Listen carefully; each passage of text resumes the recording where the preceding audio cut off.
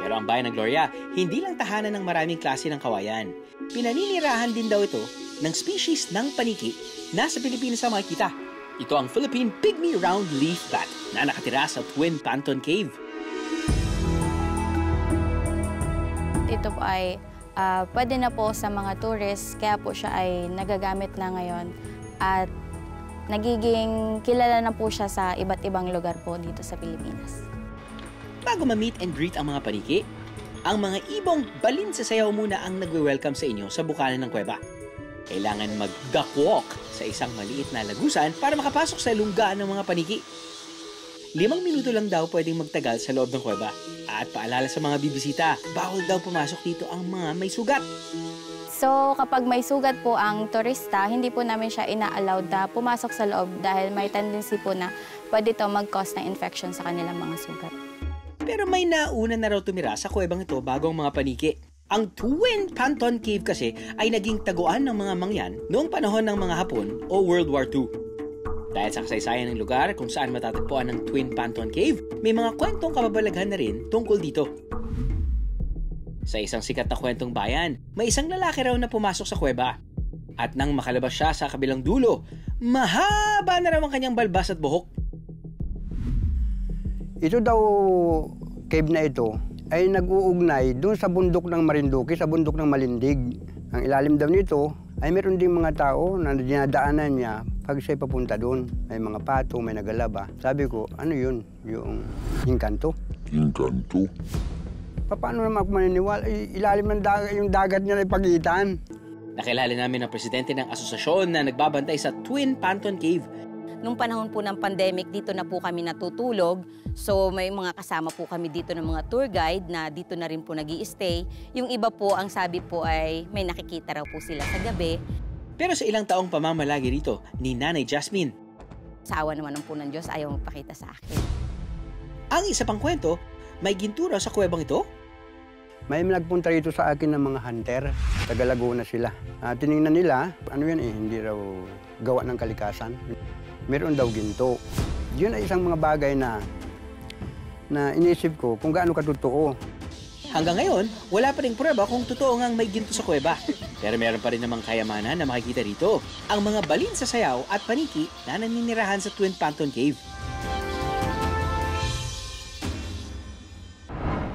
Ang hindi pa napapalitan sa loob ng maraming taon at henerasyon, ang crown and glory ng mga hanunuo, mangyan. Ang instrumento na kung tawagin nila ay gitgit. Para po siyang violin, kung tawagin, no? Opo. Paano po nagsimula ito? Pati, tama po ba na dati hindi po nylon yung strings? Dati gumagamit ho kayo ng buhok ng tao o buhok ng kabayo or aso? Opo. Tama po, pero nung unang panahon po talaga, talagang sadyang string na po ng nylon ang ginagamit. Apo. Ang ginagamit lang po dito na pang ganito po siya, yun po ang buhok ng kabayo nung unang panahon. Okay. Yung buntot po, yung buntot ng kabayo. Bakit? Dahil po ba makapal at matibay yung buhok ng kabayo? Isa na po doon, matibay. Matibay. Pangalawa, kapag po yun na ang ginamit natin, mas ang tunog po talaga iba. Parang mas matingkad po siya. Mas malakas. Mas malakas. Ang tunog. Noong unang panahon, may mga mangyan daw na nagpapastol ng mga kabayo. Dito sila kumukuha ng buhok para gumawa ng bowstring o yung panghagod sa gitgit. Pero habang tumatagal, pakonti ng pakonti ang mga kabayo sa tribo. Pero ganito po yun, nung unang panahon, hindi lang po siya talaga buntot ng kabayo. Kahit buhok ng tao mismo, gumagamit po kung may available. Kasi sa mga mangyan po, sa hanunuo mangyan, hindi talaga siya nagpapaputol ng buhok, kahit ang lalaki. Lalaki at babae po, pare-pareho kaming mahahaba ang buhok. Apo. Kaya para sa kanila, sa mga gumagawa ng gitgit, madali pong kumuha ng kanilang sariling buhok. Ipas man ang mahabang panahon, hindi natinag ang gitgit ni Tatay Magsaysay at naipasa na raw ito sa maraming henerasyon. Kung saluluhin ko pa ito. Ganun po. So, malamang po, kung saluluhin niyo po, talagang 100 years na, baka... Ay, hindi lang. Hindi lang po.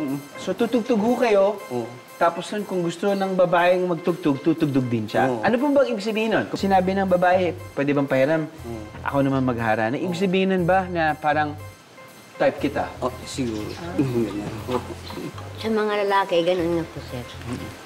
Pero sa amin, sa mga babae, talagang natutunan namin ito para ito ay aliwan namin baga. May mga seremonyas din silang ginagawa para raw mas maging buo ang tunog nito. At sa kauna-unahang pagkakataon, this is it. Maririnig na natin ang tunog ng git-git.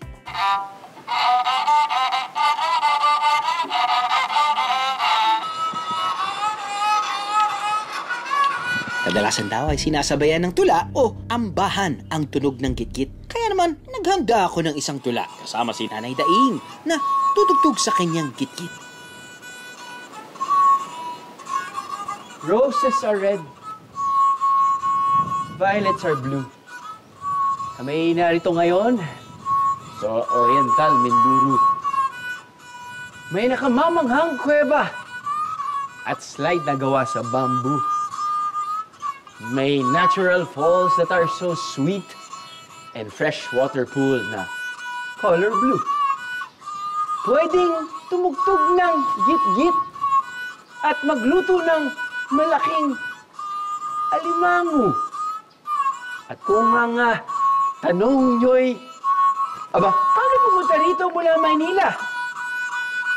Pwedeng sumakay ng ruru.